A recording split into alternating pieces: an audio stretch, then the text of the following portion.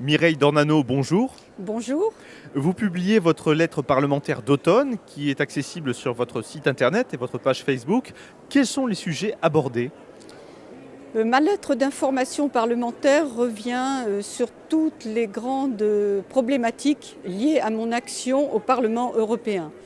J'y évoque la récente annonce de la fusion Bayer-Monsanto, le scandale des additifs alimentaires, probablement cancérigènes dans le jambon, le virus Zika, la protection de l'environnement.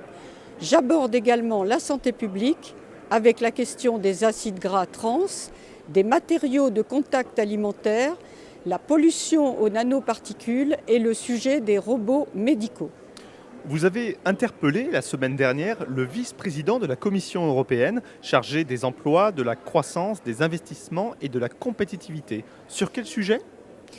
J'ai abordé le sujet de l'économie circulaire et le paquet déchets en cours d'amendement via la révision de 4 directives. J'ai rappelé que le projet de rapport a suscité des avis motivés du Sénat français et de l'Assemblée autrichienne qui reprochent au texte de ne pas respecter le principe de subsidiarité. J'ai soulevé les limites des approches par les incitations fiscales et les sanctions qui sont autant de pesanteurs administratives dont nos économies n'ont pas besoin. On connaît en revanche de nombreuses associations, entreprises ou structures locales qui ont intériorisé au quotidien la collecte et le réemploi de leurs produits usagés. J'ai également interrogé le vice-président sur la lutte contre l'obsolescence programmée, ce fléau qui touche en grande partie les biens manufacturés que l'Europe importe d'Asie du Sud-Est. La Commission européenne, le Parlement et le Conseil doivent élaborer d'ici la fin de l'année un nouveau cadre concernant les conditions d'utilisation des produits phytosanitaires. Pouvez-vous nous en dire davantage ? Cela s'inscrit dans le cadre de la révision du règlement européen de 1991 sur l'agriculture biologique, modifié en 2007. Or, la Commission agriculture envisageait il y a quelques mois de tolérer un certain pourcentage de substances chimiques, des pesticides ou d'OGM dans l'agriculture biologique. Pourtant, un nivellement de la filière bio par le bas n'est pas souhaitable. Tout d'abord, la production bio risque de perdre sa valeur ajoutée, à savoir l'intégrité de ses produits et la qualité sanitaire afférente. Il est par ailleurs maladroit de pénaliser un secteur de qualité qui, en 10 ans, a quadruplé alors même que l'offre n'arrive pas à répondre à la demande.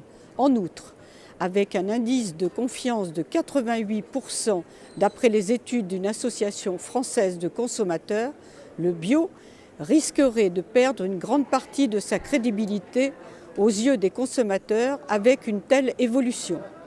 Enfin, les plus grandes exploitations en tireraient profit au détriment des exploitations à taille humaine. Comptez sur moi pour suivre ce projet de très près. Vous avez interrogé la Commission européenne sur les parcs éoliens et la politique environnementale. Dans quel but ? Les éoliennes sont à la mode, mais elles se traduisent par un coût énergétique de fabrication très élevé. Outre le fait que les matériaux utilisés ne sont pas durables, cette source d'énergie est variable, les hélices des éoliennes ne tournant qu'en période de vent et s'arrêtant pour des raisons de sécurité lorsque celui-ci est trop fort. Les ouvrages éoliens défigurent souvent les paysages de manière irréversible, car en cas de démontage, les fondations en béton sont inamovibles. À cela s'ajoutent d'importantes nuisances sonores et le fait que les éoliennes brouillent les ondes électromagnétiques, radio, télévision, téléphone et peuvent tuer de nombreux oiseaux migrateurs. Alors, qu'en est-il de l'éolien en mer, souvent présenté comme une source d'énergie de l'avenir ? De même, l'éolien offshore, qui est souvent installé près des côtes, constitue une menace pour les pêcheurs côtiers, déjà en difficulté, car il fait fuir de nombreux poissons. Rappelons que cette source d'énergie présentée comme durable ne l'est pas en raison de la corrosion marine.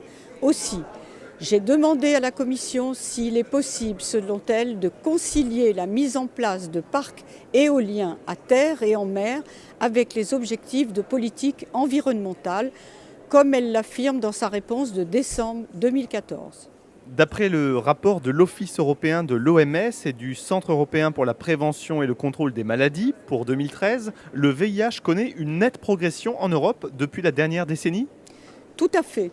Le virus était jusqu'alors concentré sur certaines populations à haut risque d'infection. Or, entre 2007 et 2012, 39% des nouveaux cas de VIH détectés dans l'Union européenne étaient attribuables à des migrants venant d'Afrique subsaharienne dans 54% des cas. Or, l'Union européenne a accueilli l'année dernière 1,5 million de migrants provenant pour la majorité de pays à forte prévalence du VIH. J'ai donc interrogé la Commission sur l'impact de la prise en charge sanitaire par les services publics de santé en termes de coûts. Pour la France, cela s'élevait à plus d'1 milliard d'euros pour le seul régime général de la sécurité sociale.